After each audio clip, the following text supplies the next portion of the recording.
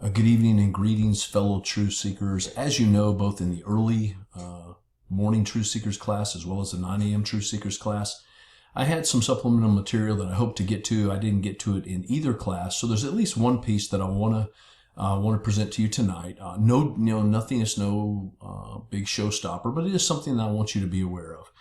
So we finished up Genesis 33, verses 1 through 20. The lesson was forgiven.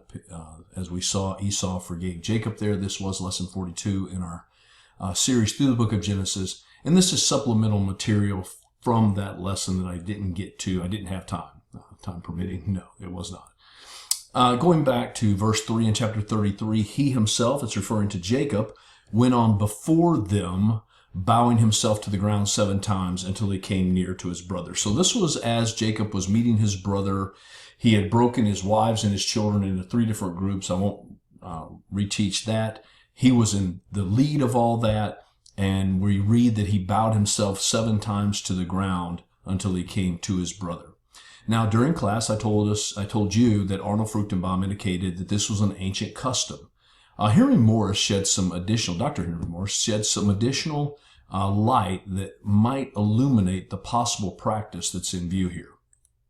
In his commentary, Henry Morris wrote, quote, "As was customary in those days, the Tel El Amarna tablets record that one approaching a king always bowed down 7 times.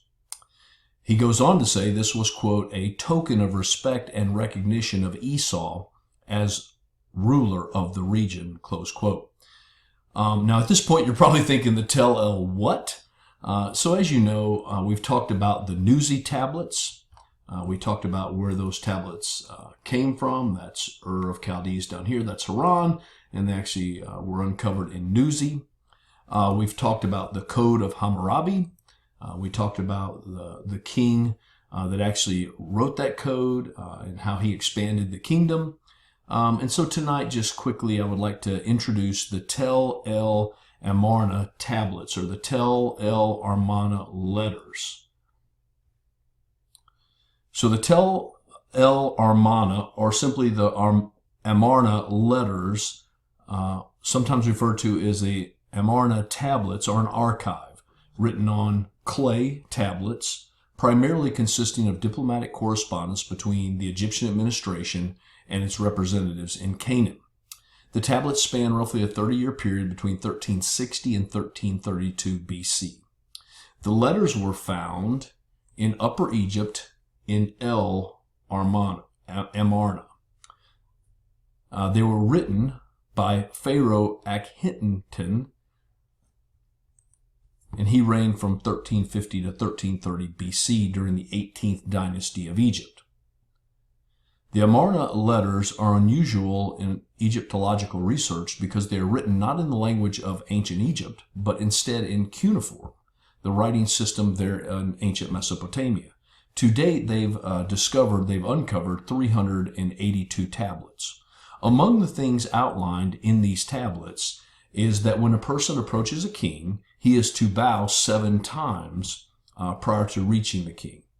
So here what we may be seeing, what we're likely seeing, is Jacob responding to Esau in a way the Amarna tablets outline the Canaanites were to respond when they approached a king.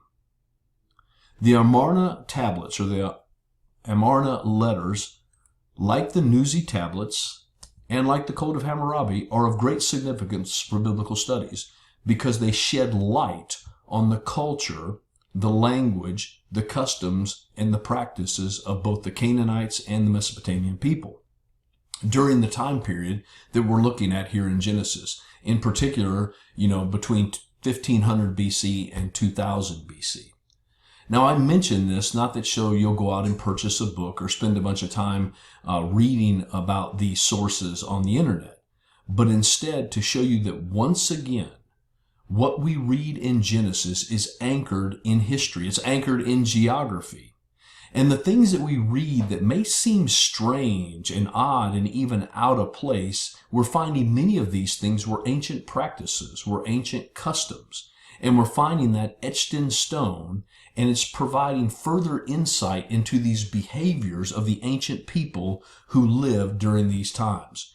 And we find them codified in the scriptures. And even though when we initially read them, we often have no idea what they mean, they make no sense, but as we connect back to history from that time, secular history from that time, all of these things make a great deal of sense. And so tonight, just a real quick look at the Amarna tablets, and to show that once again, Genesis is connected to history. There is no book like the Bible. Bless you guys. Look forward to seeing you in class on Sunday. God bless.